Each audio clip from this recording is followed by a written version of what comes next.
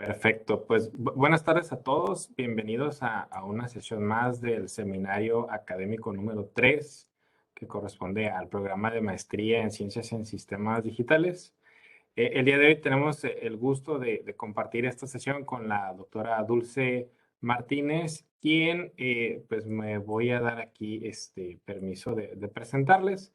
Ella es profesora investigadora del Tecnológico Nacional de México, precisamente del TEC de Nuevo León. Así como paréntesis, tenemos pues ya me parece que 3 años por ahí que hicimos un contacto inicial con el tecnológico, con la idea de, pues de alguna manera, de incrementar los alcances o digamos, la cercanía un poquito a distancia con las demás instituciones del país. Y bueno, a partir de ahí, pues hemos estado en algún contacto y pues ahorita la invitamos para que nos diera esta charla. Ella pertenece al núcleo académico del posgrado de maestría en ingeniería. Sus proyectos son en las áreas de interfaces cerebro-computadora, basadas en señales electroencefalográficas, también en robótica aplicada a la rehabilitación y diseño de dispositivos biomédicos. Ha escrito artículos de conferencia y de revista nacional e internacional. Ha dirigido estudiantes de maestría y licenciatura. Ha liderado proyectos de investigación financiados. Ha guiado a estudiantes en concursos de robótica, logrando obtener primeros lugares a nivel nacional e internacional en competencias como el Torneo Mexicano de Robótica y el Robocop. Y la Robocop. También es miembro de la IEEE. Posee grado de doctor en ciencias en especialidad de ingeniería y física biomédica, así como el grado de maestra en ciencias con especialidad de control automático, ambos por Simvestab. Y además tiene el título de ingeniería mecatrónica por parte del TEC de Toluca. Y su experiencia laboral es que se ha desempeñado como docente en universidades como el Tecnológico de Monterrey y la Universidad de Valle de México, TecMilenio, Unitec, entre otras, y se ha desempeñado en el ámbito industrial como supervisora de mantenimiento, producción, así como un team leader especialista en FCA Chrysler, y actualmente colabora con el Centro de Investigación y Desarrollo en Ciencias de la Salud de la Universidad Autónoma de Nuevo León en la unidad de neuroplasticidad y es coordinadora del laboratorio de neuroingeniería. Entonces, pues tenemos aquí a la doctora Dulce, que pues tiene una amplia experiencia en varios ámbitos, ¿no? Hasta en la parte industrial y en la parte académica. Y bueno, doctora, muchas gracias y le cedo la palabra. Miguel, muchas gracias por la invitación. El día de hoy, pues, quiero platicarles acerca de este tema que, pues, hace tiempo que empezó, pero que hoy en día sigue siendo todavía un tema que se puede abordar porque hay muchos problemas a resolver. Entonces, por eso mismo, pues es que les voy a ir compartiendo cuáles son los antecedentes, lo que tenemos hasta ahorita para, en este caso, el comando de los exoesqueletos mediante señales cerebrales. Entonces, voy a empezar explicándoles con una pequeña introducción que hay antes de lo que tenemos actualmente, qué es un exoesqueleto, los tipos de exoesqueletos, un poco de bioseñales y vamos de lleno con la electroencefalografía. Miguel Nicolelis es un neurólogo, neurocirujano que empezó a trabajar hace ya bastantes décadas con las interfaces cerebro-máquina. Él, pues, en ese tiempo trataba de demostrar, pues, que podíamos comandar una computadora mediante señales cerebrales. Hace algunos años, en el 2014, él quiso demostrarle a toda la comunidad en la copa que se llevó a cabo en Brasil, pues esta concepción que en algún momento empezó con monos. Entonces, él lo que hacía es que le abría hacía una operación en donde ellos abrían parte del cuero cabelludo y del cráneo para insertar electrodos en los monos directamente sobre la corteza cerebral. Entonces, Ellos hacían esta operación, conectaban al monito y le daban un joystick para simular que él estaba moviendo lo que veía en la computadora. Es decir, el monito creía que él podía manipular la computadora con ese joystick, pero realmente lo que estaba pasando es que eran las señales cerebrales las que estaban haciendo esta manipulación. Curiosamente, con el paso de las sesiones, uno de los monos logró entender que él solamente con pensarlo podía mover lo que se veía en el monitor. Este paradigma de imaginarnos que estamos moviendo algo se llama paradigma de imaginación motora y existen diversos tipos de este paradigma, entre los cuales, por ejemplo, encontramos el imaginarte que estás moviendo y el otro es imaginarte la fuerza con la cual tú estás moviendo tu miembro, por ejemplo, del superior o inclusive también podría ser la pierna. Nosotros tenemos a nivel cerebral un área que es el homúnculus, es una diademita que es así como ahorita yo tengo mis audífonos, una región en donde a nivel neurológico ya está bien estudiado la distribución de cada uno de las partes de nuestro cuerpo y de esa forma los neurólogos, como lo que hizo Nicole Ellis, pueden saber qué miembro, qué estamos moviendo, la boca, los ojos, etcétera. Entonces, estos conocimientos que él ya traía por ser neurólogo, pues le permitieron tener una mayor precisión en la colocación de los electrodos. Y en 2014, como comenté al principio, él quiso que todo el mundo supiera que la comunidad científica estaba preparada para dar más allá que artículos científicos, sino hacer aportaciones ya a nivel de salud. Entonces, aquí presentó pacientes que eran parapléjicos, ya montando el exoesqueleto para poder demostrar que podía hacerlos caminar. Desafortunadamente, lo que se logró, y digo desafortunadamente porque así lo vieron algunos, nada más se pudo dar una patada. Voy a colocarles un video de los experimentos que realiza el doctor Miguel. Ahí alcanzan a ver mi video. Ahí está.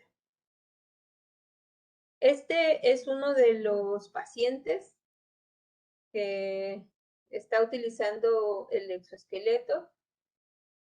Lo que hacen ellos en este laboratorio es que les montan los dispositivos y adicional a todo este sistema mecánico y electrónico, montan sobre la cabeza de ellos los cascos, los electrodos de electroencefalografía.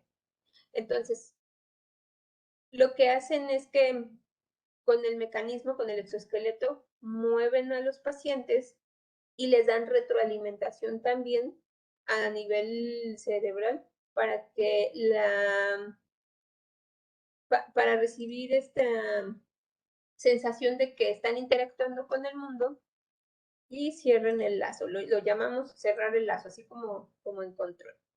Entonces, cuando menciona que desafortunadamente solamente la persona pudo hacer una patada y que esto decepcionó a muchas personas, a mí me hizo pensar, pues realmente este es uno de los sistemas más complejos de los que a nivel biomecánico, a nivel de biodispositivos, se ha desarrollado, porque las condiciones que estas personas tienen, inclusive sin considerar el exoesqueleto, pues siguen siendo estudiadas por los neurólogos.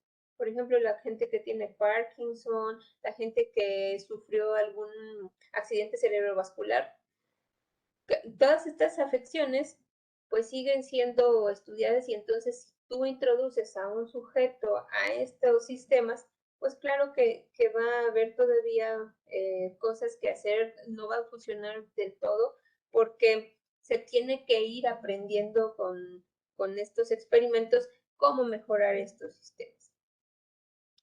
Pero bueno, vamos a empezar por la parte de exoesqueletos. ¿Qué es un exoesqueleto? Un exoesqueleto es un sistema diseñado para que sea utilizado por los humanos y se va adaptando a los miembros de su cuerpo. Se pueden utilizar en aplicaciones, como aquí lo vemos, ya sea industriales o en rehabilitación.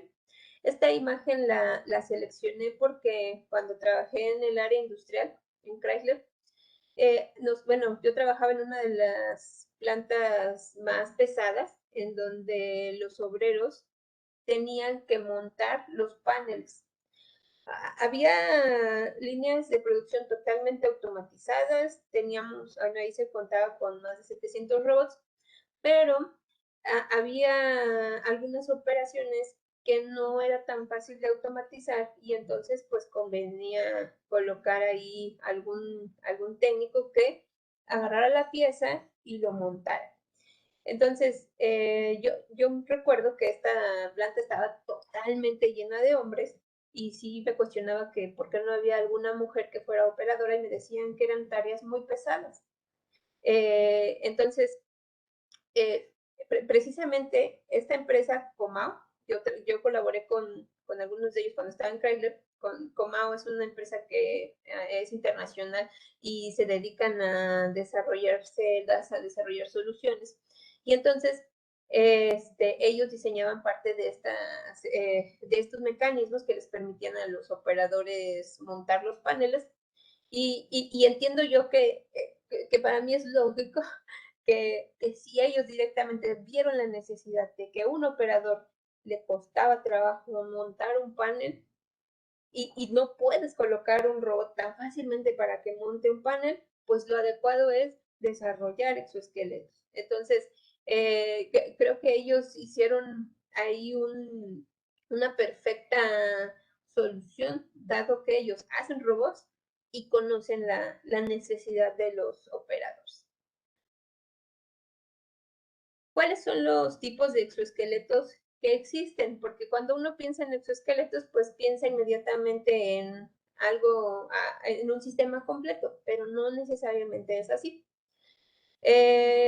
Por ejemplo, en los años 60 empezaron los exoesqueletos, pues, con soluciones que se tenían a la mano en ese momento, por ejemplo, mecánicos y neumáticos. Muy poco de eléctrica y electrónica.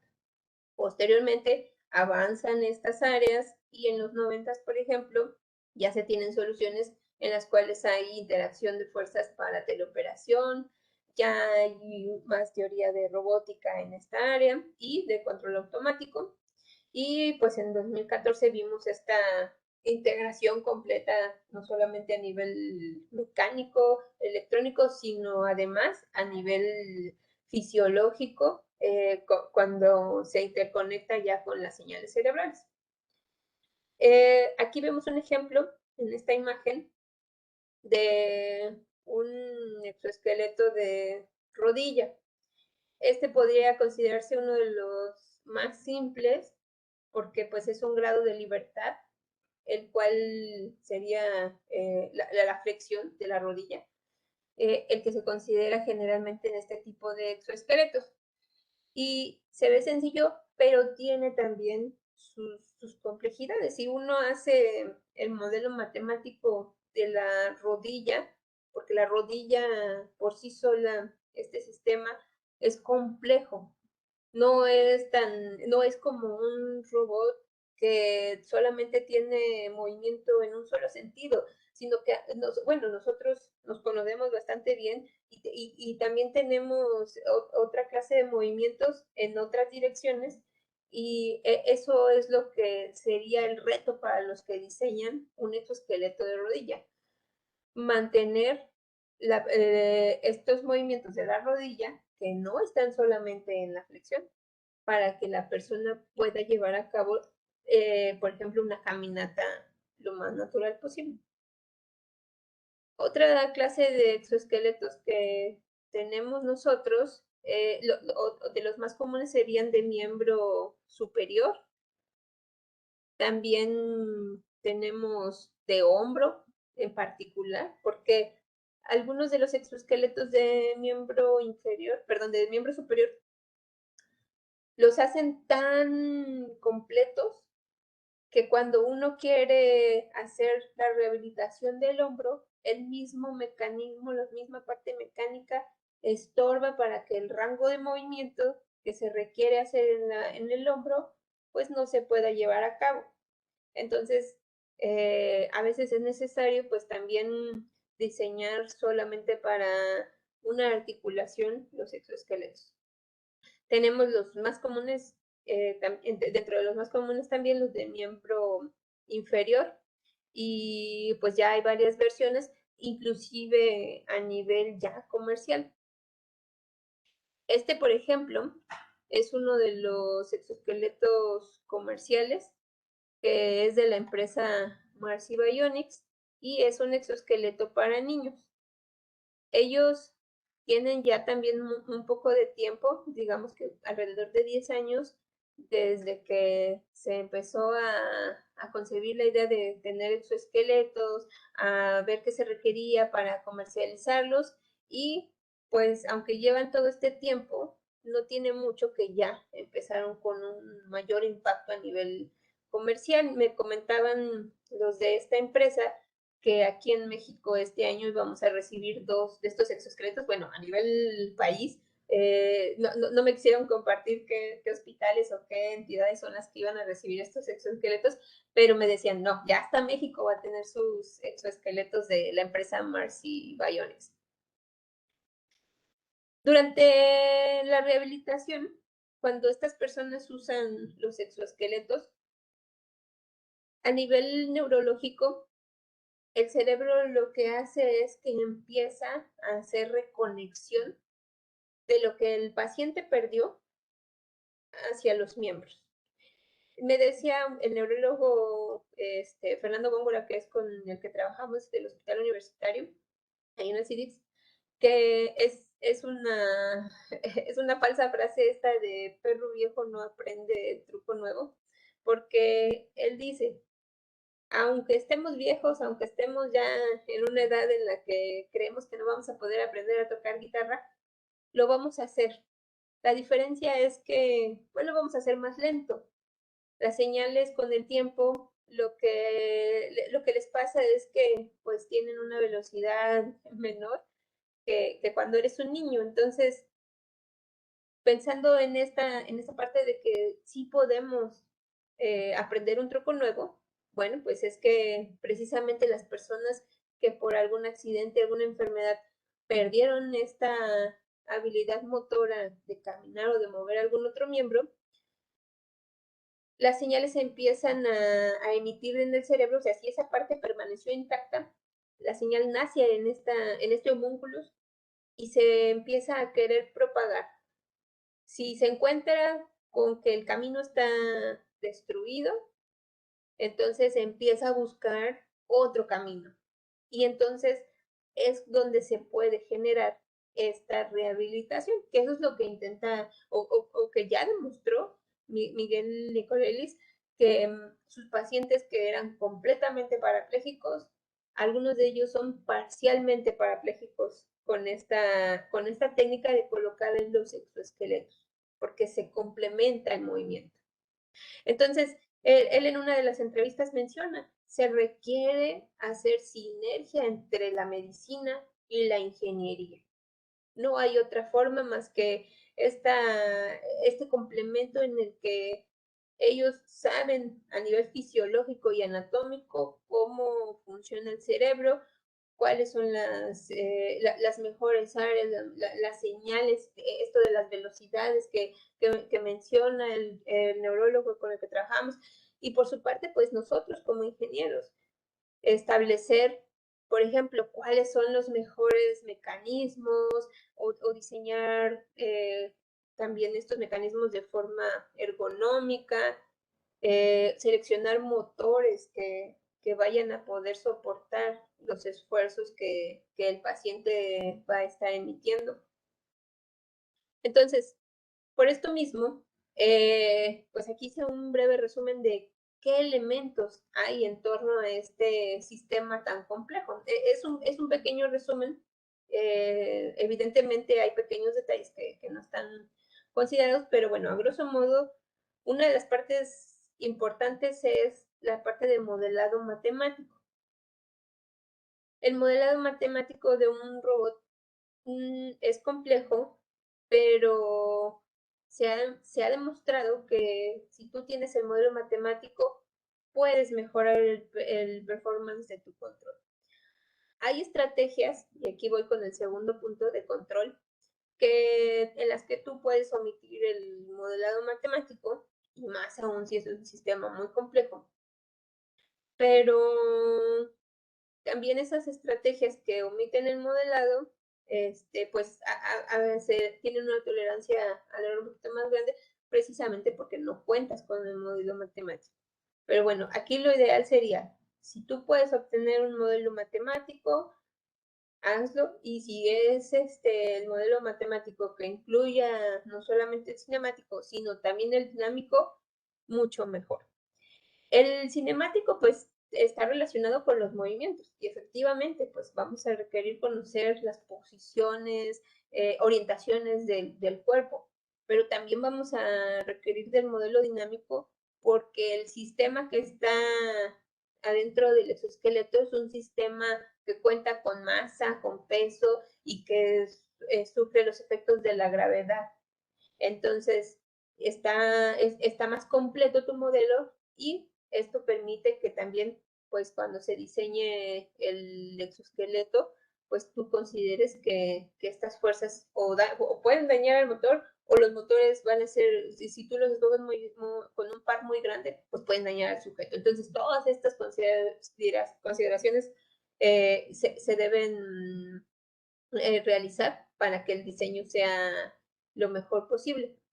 Entonces, en cuestión de bioseñales, esto no todos los exoesqueletos cuentan con ello, pero como lo realizó Miguel Nicolelis, sería lo ideal que tú cuentes con, primero, una medición de si el sujeto realmente está realizando o intentando el movimiento, y segundo, también se puede realizar retroalimentación hacia el sistema, hacia la persona, indicándole que efectivamente él está interactuando con sus miembros, porque también estas personas a veces no tienen la sensitividad en estos miembros. Por otro lado, pues tenemos todos los elementos físicos que van a constituir a nuestro exoesqueleto, todos los sensores, los eslabones, nuestros actuadores, todos los cables que van a interconectar, las fuentes de alimentación, toda la circuitería. Las fuentes de alimentación, afortunadamente, pues también la tecnología ha avanzado de manera que pues podemos contar con fuentes pequeñas que alimenten a nuestro sistema, pero también tenemos que considerar que si esta solución va a ser para que una persona la utilice la mayor parte de su día, pues cómo los vas a recargar, ¿no? Recordemos que ahorita los coches autónomos tienen este problema todavía de tener baterías por bastante tiempo. Y finalmente otras consideraciones importantes son las normas a seguir en el diseño. ¿Qué normas? Si yo voy a comercializarlo, si yo tengo ese objetivo, ¿con qué debo de cumplir? ¿No? Y entonces, bueno, dependiendo en dónde se esté desarrollando este dispositivo, pues pueden ser las europeas, la FDA, o bueno, en nuestro caso, pues sería la COFEPRIS. Que la COFEPRIS, pues muchas de las normas que tiene la COFEPRIS están basadas en la FDA y en el caso de los exoesqueletos, pues la europea es la que tiene más completa las normas para exoesqueletos. ¿Qué tipos de rehabilitación tenemos? ¿Por qué menciono esto? Aquí les muestro dos imágenes. Una, la izquierda, superior izquierda, que muestra una rehabilitación pasiva. El fisioterapeuta mueve el miembro de las personas para poder hacer la simulación de que la persona está moviendo su miembro, pero es la fuerza del fisioterapeuta la que está haciendo que el miembro se mueva. El paciente no emite fuerza. No emite fuerza voluntaria. Sí existen esfuerzos que van contrarios a esta manipulación del fisioterapeuta. Estos esfuerzos, estas tensiones que los pacientes emiten, esto es debido a la enfermedad. Esta espasticidad que los músculos tienen es porque pues fueron atrofiados y llevan a lo mejor cierto tiempo sin mover el miembro. Entonces, aunque es pasiva, sí se llega a ofrecer cierta fuerza contraria a los movimientos, a la fuerza que emite el fisioterapeuta. Por otro lado, tenemos una rehabilitación activa, es decir, el fisioterapeuta le va indicando al paciente qué ejercicios son los que va a tener que ir ejecutando, ya sea con aparatos, sin aparatos, pero con las sesiones, pues lo que se espera es que el mismo paciente es quien vaya ganando movimiento y ganando fuerza.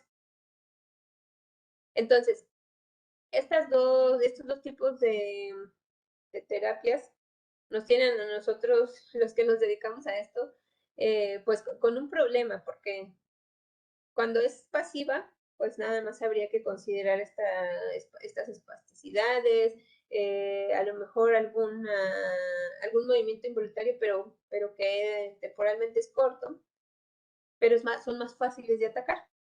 Pero por el otro lado, las activas, la rehabilitación activa, donde el paciente ya está emitiendo su fuerza, nos generan un problema grande porque pues nosotros diseñamos el exoesqueleto para que quien esté haciendo la fuerza sea un motor, no la persona. Entonces aquí estamos con el problema de una interacción de fuerzas que se tiene que resolver.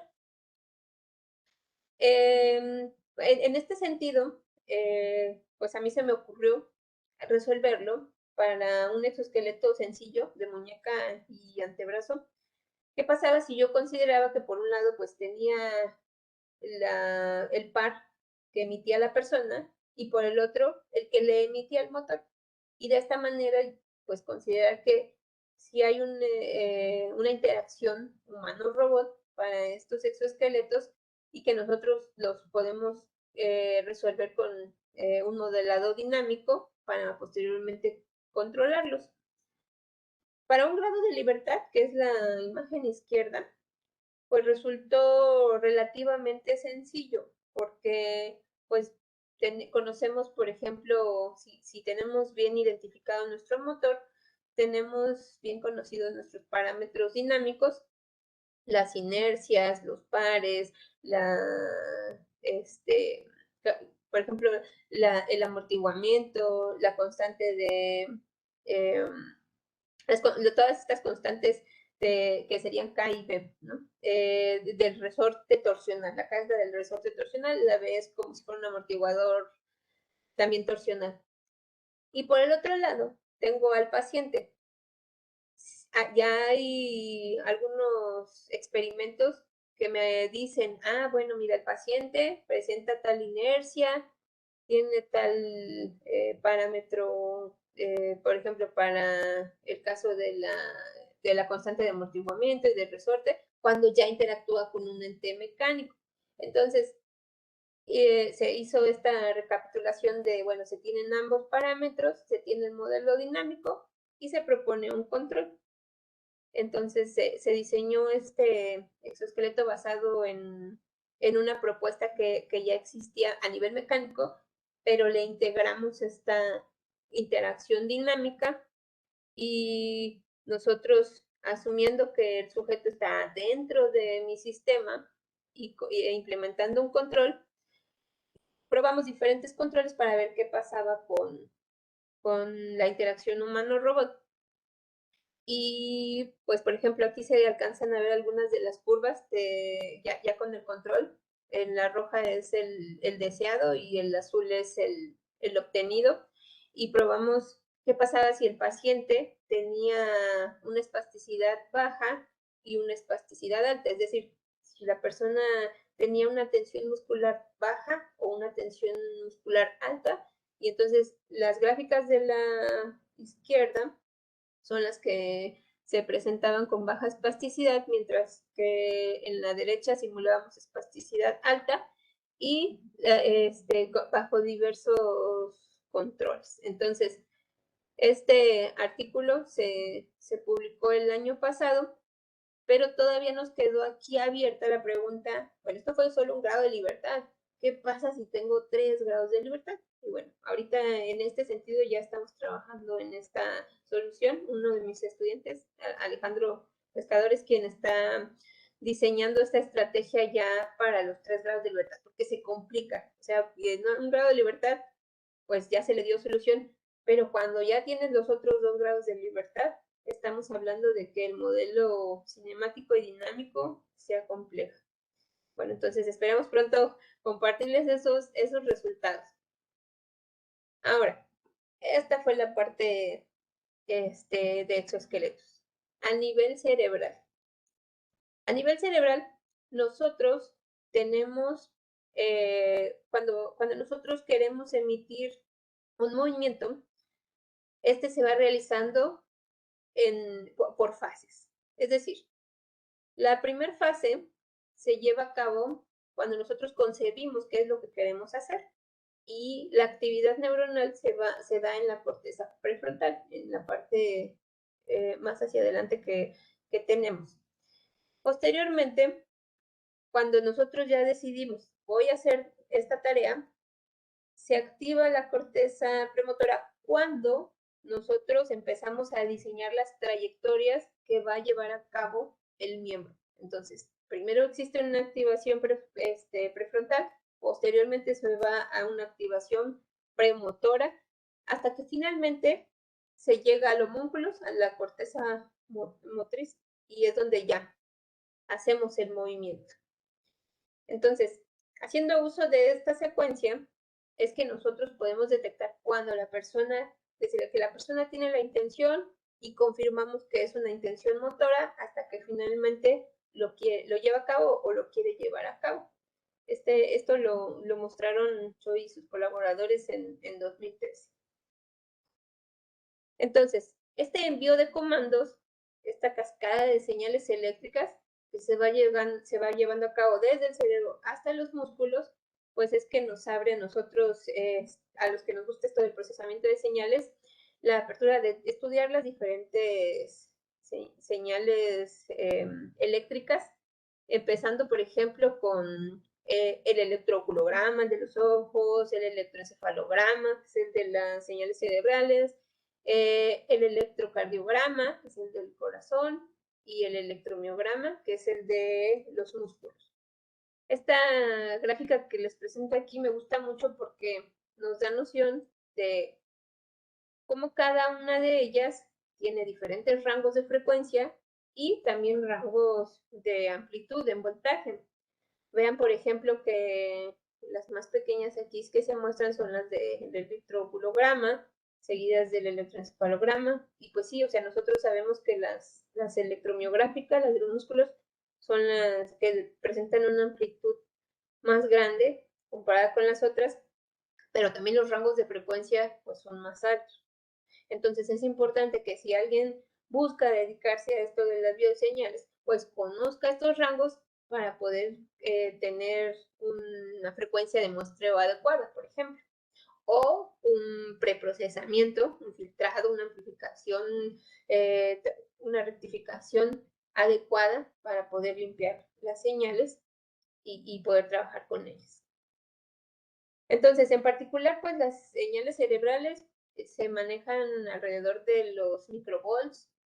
Son señales baratas porque pues hasta nosotros los ingenieros podemos hacer uso de ellas sin necesidad de tener ahí a un médico que nos esté apoyando. Desafortunadamente son señales no estacionarias, están cambiando todo el tiempo, pero bueno, son no invasivas, ¿no?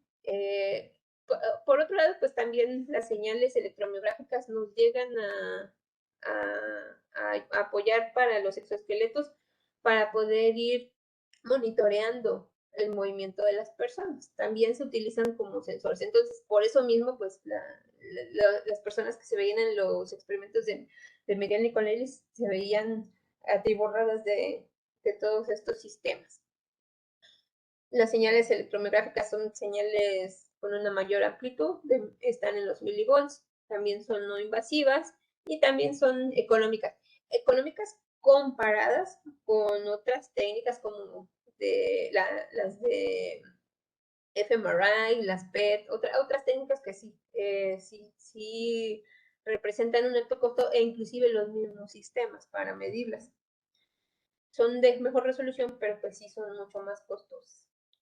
En esta imagen les muestro uno de los experimentos que montamos aquí en el tecnológico, en donde hicimos medición simultánea de señales electromiográficas y electroencefalográficas para ejercicios de muñeca y antebrazo, con el fin de tener bien caracterizadas las señales para unirlas al exoesqueleto.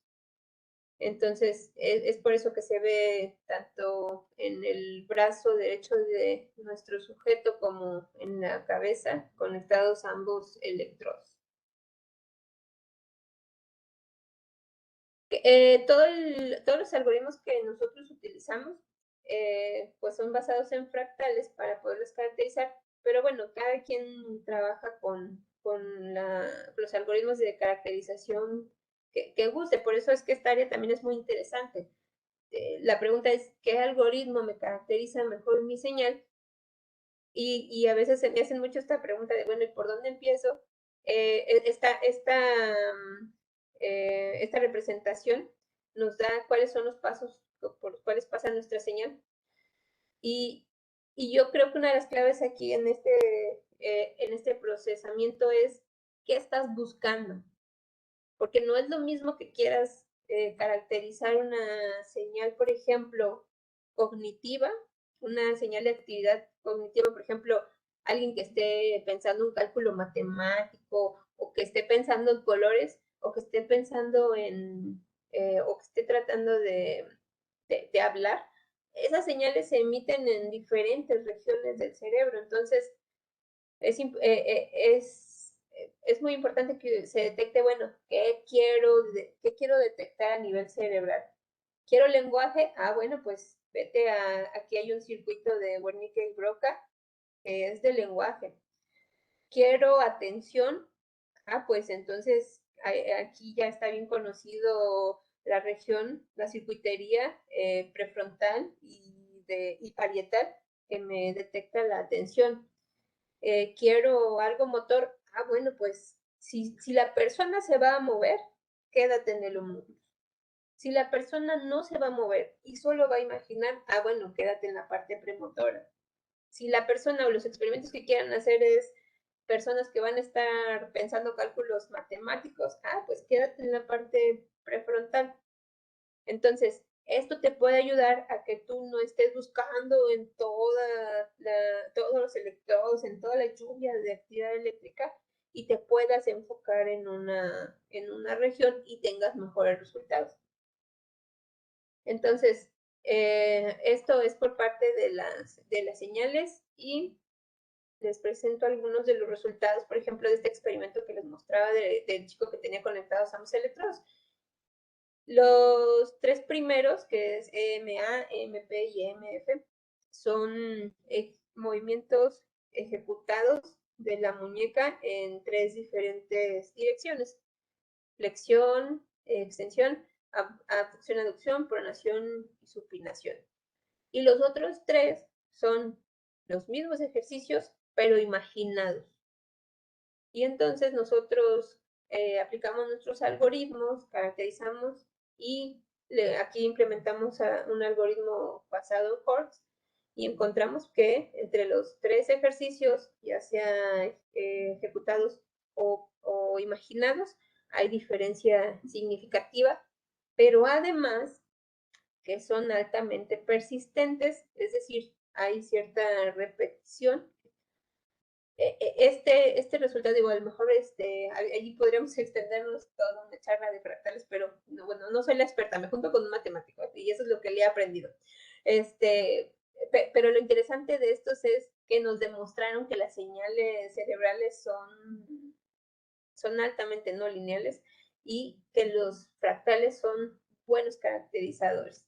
Entonces, la gente que estudia fractales y que quiere buscar dónde implementar sus algoritmos, ha encontrado en las señales cerebrales un nicho perfecto para demostrar que ese algoritmo, que ese caracterizador puede funcionar. Este otro es de otro experimento, este lo hicimos con niveles de fuerza, y aquí también utilizamos Holtz y también encontramos que nos ayudó bastante bien a caracterizar los diferentes niveles de fuerza. Eran 10%, 40% y 70% del agarre de la muñeca, y también cuando la persona no emitía nada. Entonces, aquí los fractales también hicieron un muy buen papel. Y bueno, realmente pues cada uno de estos son temas que se pueden profundizar. Yo quería compartir con ustedes así a grosso modo que vean cómo está constituido, qué tendría que conocer a alguien que quiera dedicarse a hacer esta clase de interfaces para exoesqueletos comandados mediante señales cerebrales. Y bueno, pues espero que haya quedado un poquito claro, o al menos la noción de qué tanto hay detrás de esta propuesta, pues que sigue vigente hoy en día. Entonces, bueno, por mi parte, pues sería todo. No sé si quieran compartir algunas de las inquietudes que hayan surgido a lo largo de la charla. Muy bien, pues muchas gracias, doctora Dulce, por esta presentación. No sé si Adolfo tenga alguna pregunta. Aquí mientras. Ah, sí, Adolfo levanta la manita. Sí, adelante, Adolfo, porfa.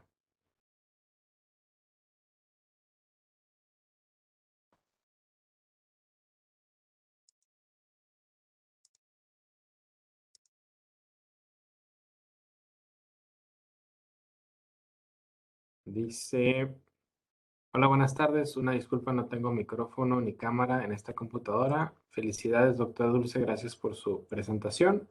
Mi pregunta es, ¿se caracterizan señales de persona que mueven sus extremidades y también que se imaginan que las están moviendo? Pero, ¿qué sucede con alguien que nació sin alguna extremidad?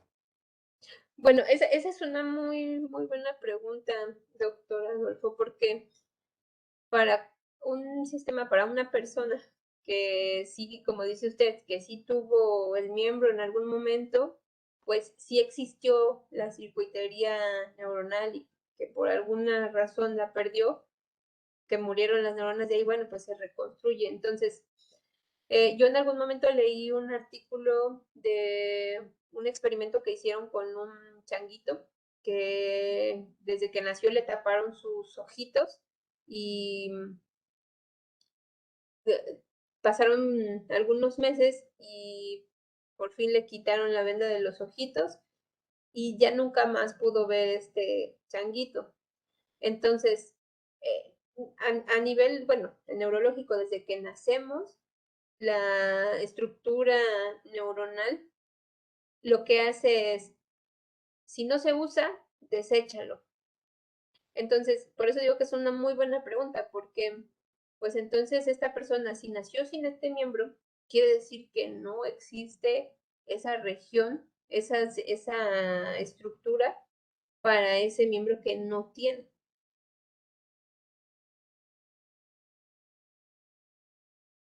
Ajá, exactamente.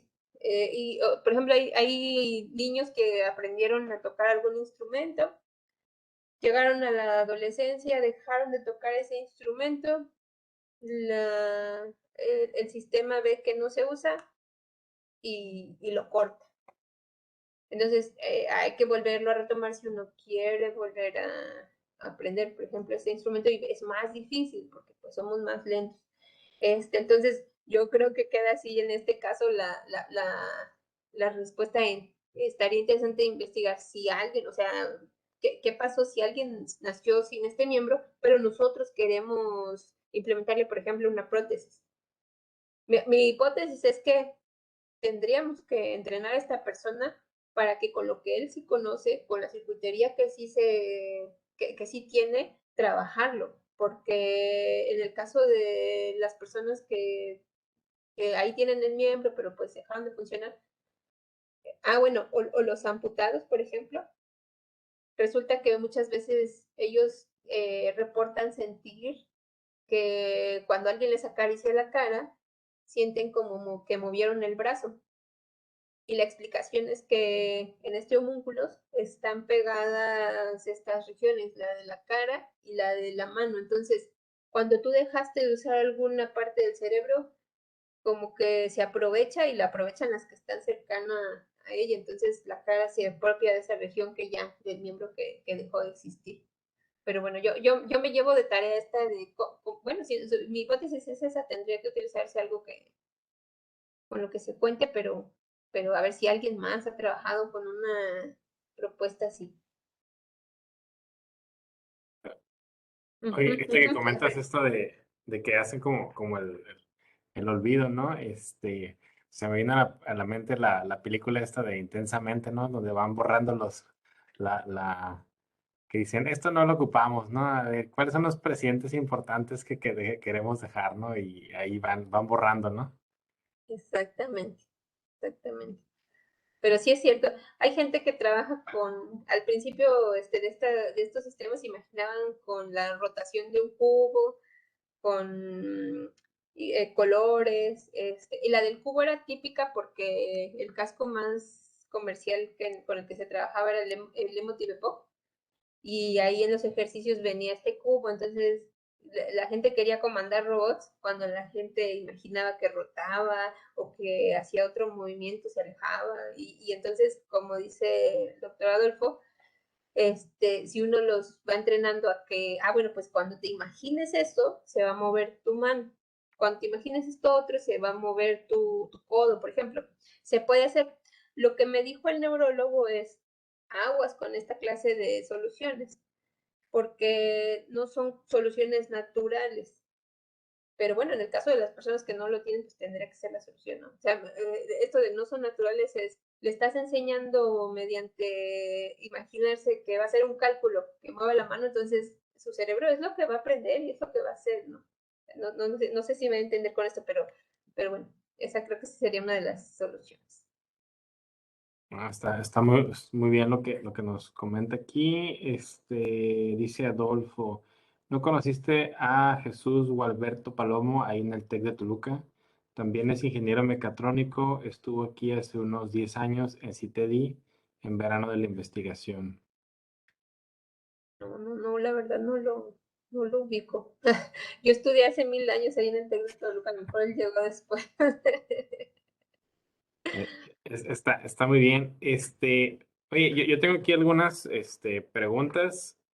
Este, bueno, con todo esto, evidentemente hay trabajo, ¿no? Que se está pues acercando pues a una realidad, no sé, de poder usar un exoesqueleto.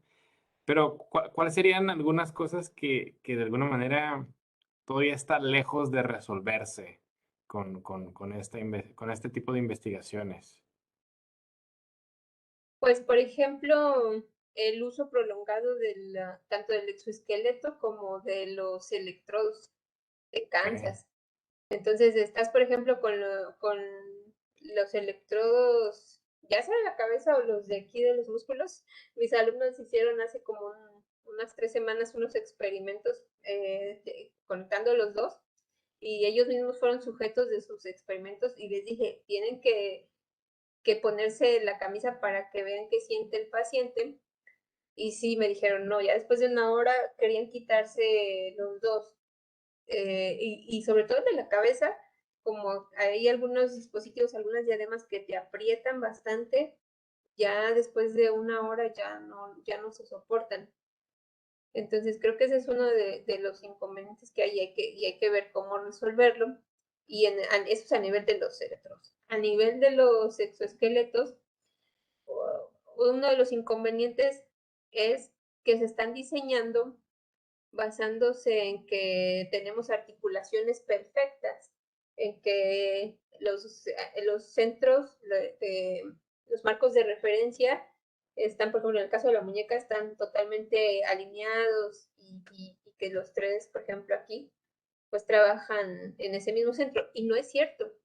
A nivel biomecánico, pues cuando vas haciendo los diferentes movimientos, ese centro cambia, es interactivo. Aquí estos huesos metacarpianos juegan un papel en el que nos hacen que esta destreza que tenemos que en la mano nos ayude a hacer tareas, pero nos complica a nosotros el diseño de los exoesqueletos. Y lo mismo en la rodilla, y lo mismo en el hombro. Entonces, esa parte estábamos nosotros concluyendo que con el paso de las sesiones, si tú no lo diseñaste bien, si no te acoplaste a estos marcos de referencia naturales, vas a acabar lastimando a las personas. Y la mayoría de los exoesqueletos así está.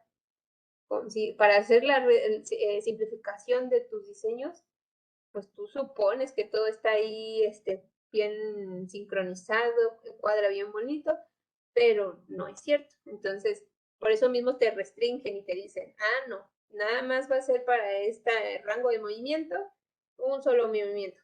¿Quiere otro? Bueno, hay que acoplar el sistema y este otro. Ya hacer un movimiento complejo, no se va a permitir porque entonces ya sabemos que complica la localización de estos marcos de referencia.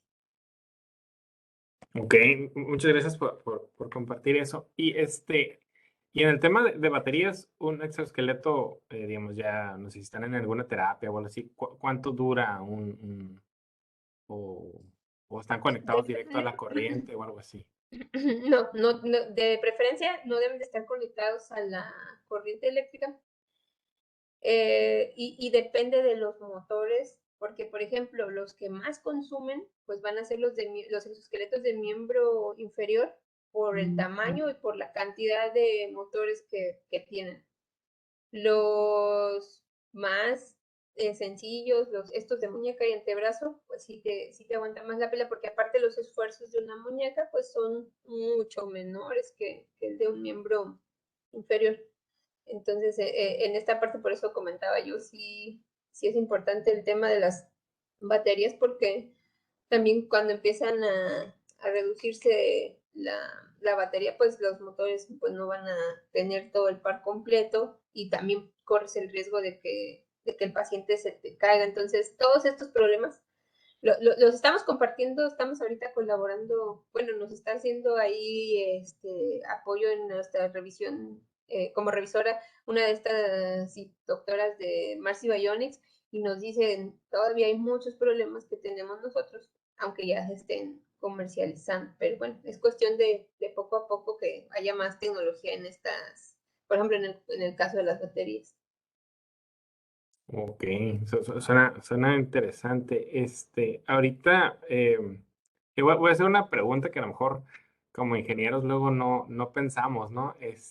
Ahorita que nos pusiste la imagen del niño, ¿no? Creo que era un exoesqueleto rojo. Ujú.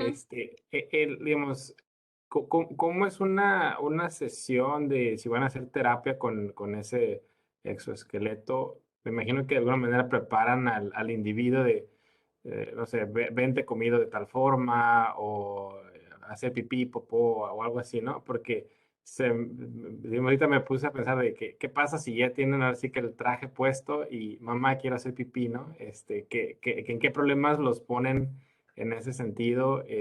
No sé si nos puedas compartir algo de eso.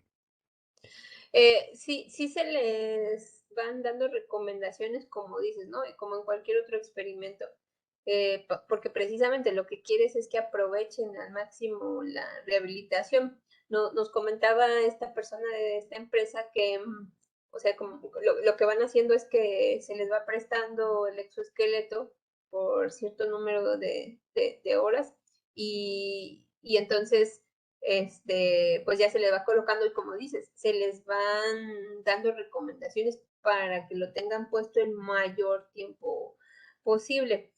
Algunos de estos niños, yo lo que entiendo, digo, yo no soy la que directamente, obviamente, trabaja con ellos, nosotros estamos recibiendo información de ella, es que pues también tienen cierta, otra clase de patologías. Entonces, si son muy pequeños, bueno, pues igual, por ejemplo, con el uso de un pañal puedes resolver esta situación para que no tengas que estar llevándote al niño con todo y exoesqueleto, porque pues también son delicados, no está bien que nosotros estemos sobreesforzando los motores, los mecanismos. Sí están diseñados para que sean robustos, pero también tienen un límite y pues están diseñados para esfuerzos de un niño, no de una persona, ¿no? Imagínate, le das el jalón y corres el riesgo de que se te descomponga.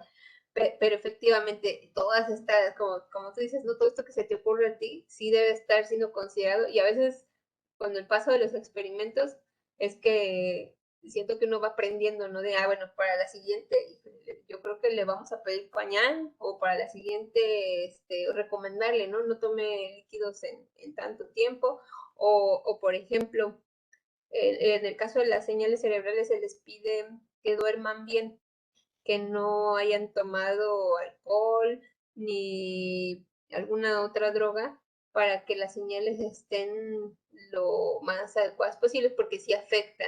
O inclusive si estás estresado. Me tocó una vez un sujeto que venía súper estresado, le conecté los electrodos y luego, pudo. Normalmente te tardas porque estás revisando impedancias y no, él sin problema. Pero sí me dijo, oye, vengo muy estresado, ¿sí va a funcionar? Y le dije, no, porque eso es un ruido. Entonces sí hay que también condicionarlos en esta clase de señales. Ok, no, pues es interesante. Yo no había escuchado igual no me he metido tanto, pero no había escuchado esto. Y se me hace interesante, pues finalmente ir entendiendo cómo, pues número uno, se van leyendo las señales, como tú decías, ¿no? Las filtran, y pues darle un uso, ¿no? Y más que tenga un impacto en algún individuo que pues le sea necesario, ¿no? Como para el uso de los exoesqueletos o para mover algún objeto que pues por de manera natural ya no lo puede hacer. Eso se me hace muy interesante, ¿no? Y darles esa oportunidad de lograrlo, ¿no? Exactamente, exactamente. Yo creo que me motiva mucho, bueno, en mi caso, que en algún momento sí haya un paciente que esté moviendo, ¿no? Entonces, como tú dices, ahorita estamos trabajándolo. Por un lado tengo algunos estudiantes con los exoesqueletos, por otro lado con las bioseñales, para que ya podamos juntarlo Ujú. y lograr algo no tan grande como lo de Nicolás, pero sí a nivel de muñeca de antebrazo, para que ellos puedan rehabilitarse, como dices, imaginándolo y poco a poco moviéndolo. El hospital universitario nos dijo, no, que quiero un exoesqueleto de la mano. Está súper interesante, pero son muchos actuadores. Entonces dijimos, no, mejor vamos a empezar con algo sencillo, sí, que sí sea, que sí podamos llegar a una solución. Y ya posteriormente esto, sí, o sea, ya con esa solución ya te puedes ir extendiendo, ¿no? Pero sí, sí sería esto el objetivo, como dices, ¿no? Que ya alguien lo pueda, solamente con la señal, manipular. Excelente. Pues muy bien. No sé si Adolfo tenga algo más que preguntar, comentar.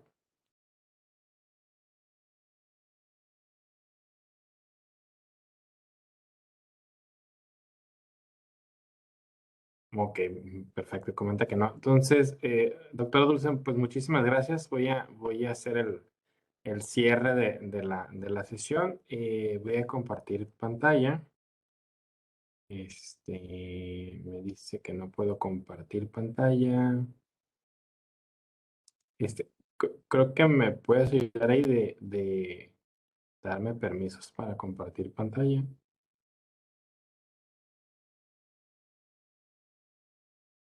A ver, ahí no sé si ya se puede.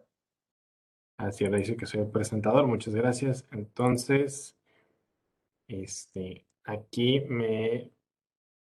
pues pongo aquí en pantalla un reconocimiento que te hace CITEDI, que dice sí, el CITEDI del Instituto Politécnico Nacional otorga el presente reconocimiento a Dulce Citlali Martínez Peón por haber impartido la conferencia Comando de Exoesqueletos mediante señales cerebrales en el Centro de Investigación y Desarrollo de Tecnología Digital, en el marco del seminario académico número 3 del programa de maestría en Ciencias en Sistemas Digitales, el día 6 de mayo del 2022.